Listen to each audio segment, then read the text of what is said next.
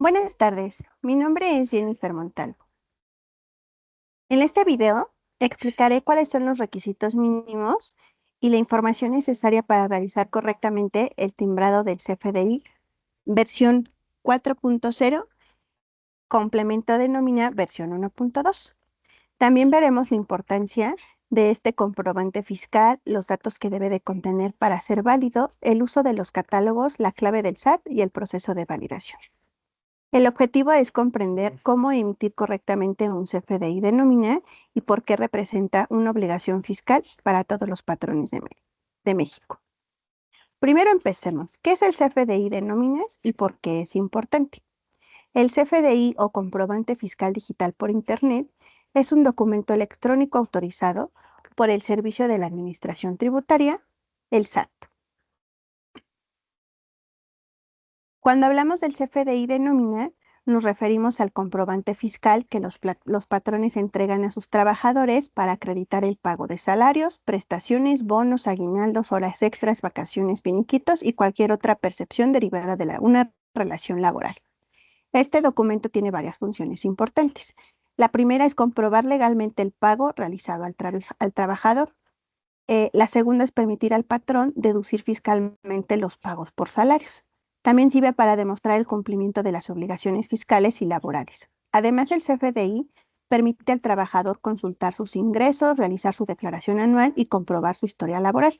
En otras palabras, el CFDI de nóminas beneficia tanto al patrón como al trabajador y forma parte del cumplimiento de las disposiciones fiscales establecidas en el Código Fiscal de la Federación y en la Ley del Impuesto sobre la Renta.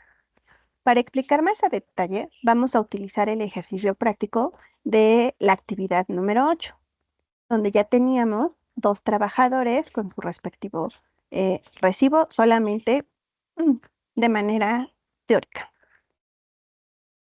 Los comprobantes de nómina anteriormente se emitían utilizando versiones anteriores. En este momento se está utilizando la versión 4.0. Los requisitos mínimos para emitir un CFDI de nómina son datos del emisor. En este caso, el patrón debe de proporcionar RFC, nombre o razón social, el régimen fiscal y el código postal del domicilio fiscal. También necesitamos los datos del trabajador o receptor, RFC, CURP, nombre completo, código postal, régimen fiscal, uso del CFDI, que generalmente será CN01, que es de nómina.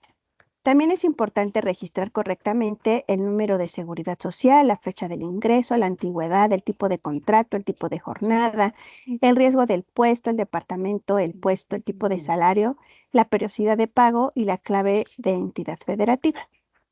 Para los datos del pago se necesita la fecha inicial y final del periodo de pago, la fecha de pago, el número de días pagados, el tipo de nómina, ordinaria o extraordinaria. Después se registran las percepciones, el sueldo, las horas extras, el aguinaldo, la prima vacacional, los bonos, las comisiones. Y también se registran las deducciones, como el ISR retenido, las cuotas del IMSS, los préstamos, pensiones u otras deducciones autorizadas. Para esto tenemos un catálogo, una guía de llenado. Esta se descarga desde la página del SAT. Aquí nos van a dar los detalles. Aquí están las notas generales, los catálogos, algunas preguntas y respuestas sobre el complemento de nómina, y algunos datos importantes especiales, como por ejemplo viáticos, etcétera. Adicional, tenemos un catálogo de claves del SAT. Pueden ser de sueldos, horas extras, primas vacacionales. También están los catálogos de deducciones, los tipos de jornadas y la periodicidad del pago, que puede ser semanal, quincenal o mensual. Antes de emitir un CFDI de nómina, es importante verificar que el RFC sea correcto, que el nombre coincide exactamente a la constancia de situación fiscal, el código postal sea el registrado ante el SAT, las percepciones y deducciones sean correctamente calculadas y se utilicen claves oficiales del SAT. El certificado digital del patrón se encuentre vigente. Vamos a ver un ejemplo, como si fuéramos a hacer un recibo de nómina desde la página del SAT. Entonces, primeramente, esta es la página del SAT mía. yo estoy como régimen fiscal de personas físicas con actividad empresarial. Normalmente quienes emiten los recibos son personas morales. El código postal tiene que ser el código postal que esté registrado en el SAT de la empresa, en este caso es el mío. La fecha de emisión normalmente se tendría que emitir el mismo día del pago o a más tardar 24 horas después. Esto siempre y cuando sea dentro del mes. El tipo de factura, pues tenemos diferentes tipos de factura. Aquí, en este momento, siempre tiene que ser nómina.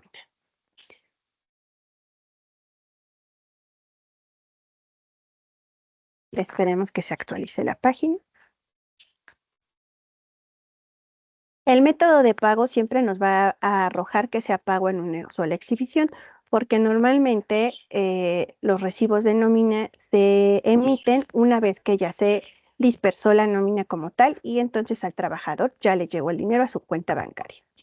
Siempre nos va a permitir hacer la moneda peso mexicano. Aquí no se puede poner otro tipo de divisa porque no es legal hacer recibos de nómina o pagar nómina en México en otra moneda. En cuanto a la serie y el folio, esto es opcional.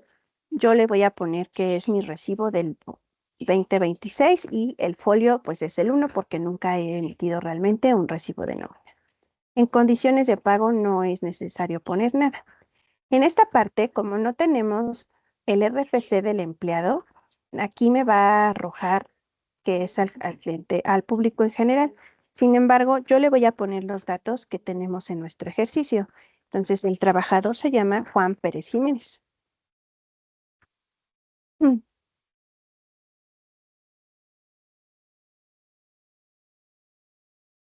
El sistema del SAT nos preregistra varias cosas. En este caso, pago de nómina, servicios de contabilidad de sueldos. Esta parte yo ya la tenía preregistrada. No nos va a permitir arrojar, no nos va a permitir editar nada porque estos datos se editan más adelante. Tenemos que seleccionar la parte de nómina y en automático nos arroja estos datos. Entonces, siempre tenemos que llenar el CURP. En este caso no tengo el CURP del empleado, pero es indispensable siempre ponerlo. En la parte de registro patronal no me está arrojando nada porque el registro patronal que yo puse en este ejercicio es ficticio, pero en el momento en que yo activo como persona física o persona moral el portal de nóminas en el SAT, tengo que poner el registro patronal para que esto me lo precargue en automático y aquí me aparezca un dato. Aquí tengo que poner mi RFC, que en este caso es el RFC del padrón.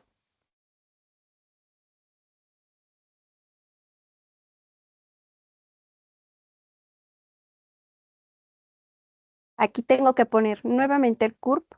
Si se dan cuenta, arriba no nos aparecía con asterisco porque aquí arriba no era indispensable, pero aquí abajo sí. En este caso, como no tengo un CURP real, voy a poner el mío para poder seguir con el ejemplo.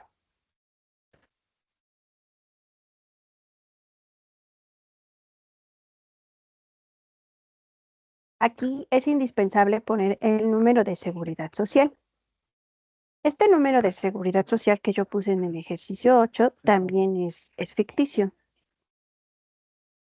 Los empleados te tienen que dar sus datos correctamente y siempre se pide por eso la constancia de situación fiscal emitida por el SAT y el número de seguridad social, que es cualquier documento que te arroje directamente el IMSS, para que no haya ningún error, porque es indispensable que estos datos sean correctos.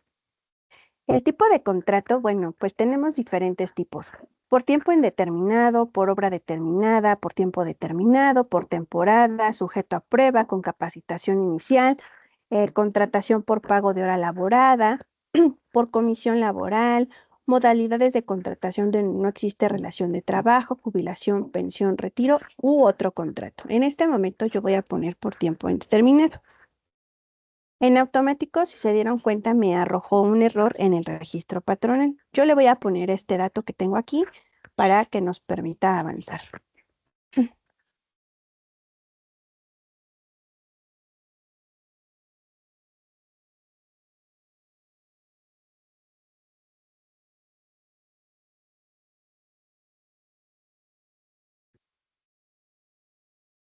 Aquí nos pregunta si el trabajador está sindicalizado.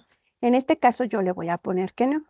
El tipo de jornada también existen diferentes tipos. Puede ser diurna, nocturna, mixta, por hora, reducida, continuada, partida por turnos u otra jornada. En este caso yo le voy a poner diurna.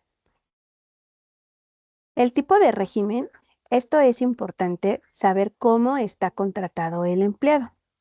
Puede ser por sueldos, que incluye ingresos señalados en la fracción 1 del artículo 94 de la Ley del Impuesto sobre la Renta, jubilados, pensionados, asimilados miembros de sociedades cooperativas, de sociedades civiles, miembros de consejo, comisionistas, asimilados honorarios, asimilados acciones, asimilados otros, jubilados o pensionados, indemnización o separación. Las más comunes son sueldos o bien asimilados honorarios. En este caso yo le voy a poner sueldos. El número de empleado, este es un número que te permite identificar a tus empleados. Lo ideal es que ningún empleado tenga el número igual. En este caso es el número 1.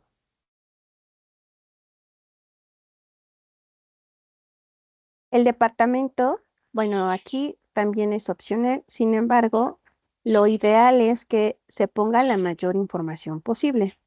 En esta parte yo le puse accounting, que es contabilidad. El puesto del empleado, aunque no es un requisito ponérselo, lo ideal es que se le ponga. En este punto yo le voy a poner que es analista de contabilidad. El riesgo de puesto es clase 1, clase 2, clase 3, clase 4, clase 5 o en este caso no aplica porque es administrativo. La periodicidad del pago también puede ser de diferentes maneras: diario, semanal, catorcenal, quincenal, mensual, bimestral, unidad obra, comisión, precio alzado, decenal u otra periodicidad. En el ejercicio, nuestro pago es quincenal. Estos datos son también opcionales. El banco y la cuenta bancaria. Aquí puedes poner los datos bancarios de tu trabajador. Como yo no tengo nada, los voy a dejar en blanco. Y entonces esta parte ya empiezan los datos de la nómina. Aquí tengo que mi salario base diario son 578.33. La misma página del SAT te va diciendo cuáles son los datos que tienes que llenar obligatoriamente. Te los marca en rojo o bien te los marca en asterisco. Después aquí tenemos que marcar la clave de la entidad federativa. Esto es el estado donde tu empleado está registrado. Aquí existe un apartado donde tú lo puedes poner cuando son subcontrataciones. En este momento no lo vamos a poner porque nuestro empleado no está subcontratado. Entonces, tipo de nómina puede ser ordinaria o extraordinaria. La ordinaria son las quincenas, las nóminas que le pagas normalmente cada quincena, cada semana o diario. Y las extraordinarias puede ser cuando, por ejemplo, pagas PTU, pagas algún tiempo extra o el aguinaldo. La fecha de pago siempre es importante marcarla. Aquí yo pagué el 15 de junio. La fecha inicial de pago es justamente el periodo en el que tú estás pagando. En este caso empecé a pagar del 1 de junio hacia el 15 de junio, porque yo estoy pagando 15 días. La fecha de inicio de la relación laboral es indispensable ponerla. Por eso es importante que tengas tú todos estos registros a la mano. En mi papel de trabajo, yo lo puse en la parte del sueldo. Este empleado empezó el 16 de junio del 2025. Entonces, se le tiene que poner, este dato te lo va a pedir prácticamente cada vez que hagas un recibo de nómina. Por eso es importante tenerlo a la mano. Entonces, de antigüedad, te lo marca en automático, tiene 1 año, 0 días. Aquí tenemos que marcar la parte de percepciones. ¿Por qué? Porque es justamente tenemos que registrar lo que viene en nuestro ejercicio para que al momento del timbrado nos aparezcan los datos. Entonces, existen diferentes tipos de percepciones. El mismo SAT ya te arroja el catálogo de las percepciones. En esta parte vamos a buscar los sueldos. Sueldos, salarios y rayas jornales. La clave yo le voy a poner 001 y le vamos a poner sueldos y salarios. El importe grabado que nosotros aquí pusimos son 8,675. Aquí no pusimos ningún importe exento. Siempre es importante darle en el botón guardar para que te permita avanzar, si no, no te permite avanzar. Después vamos a registrar las deducciones.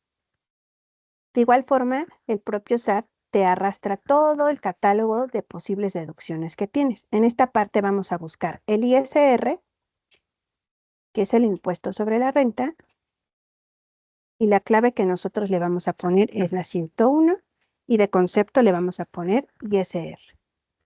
El importe tal cual está en mi ejercicio. Por eso también es importante tener un papel de trabajo antes de poder emitir los recibos de nómina para poder registrar los datos correctamente.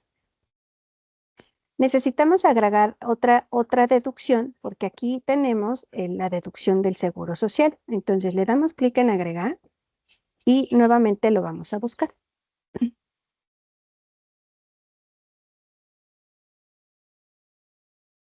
Y en este caso no vamos a encontrar el IMSS porque al final el IMSS es la institución que nos da la seguridad social. La clave es la 102. Y en este caso nosotros sí le vamos a poner Seguridad Social IMSS.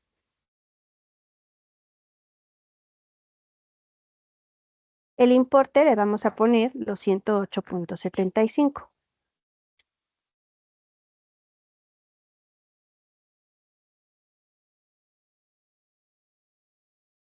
En este ejercicio nosotros no pusimos otros pagos, pero si los tuviéramos, es decir, algún bono, algunas horas extras o algo adicional, nosotros aquí se lo tendríamos que poner. Le tenemos que dar guardar. Aquí nos está diciendo que nuestro comprobante está guardado correctamente. Eso quiere decir que no nos falta ningún dato. Si nosotros tuviéramos algún dato erróneo, no nos permitiría avanzar. El siguiente paso es sellar nuestro recibo. Aquí nos está marcando un error. Es lógico que fuera a tener errores porque nuestros datos no son reales, pero nos debería de permitir avanzar cuando tienes los datos finales para poder sellar. Ese es el último paso, darle en sellar. Necesitas tu certificado de tu persona moral actualizado para que lo puedas sellar. Bueno, este es un ejemplo real de cómo se debe de timbrar tu recibo de nómina. Espero les haya servido. Hasta luego.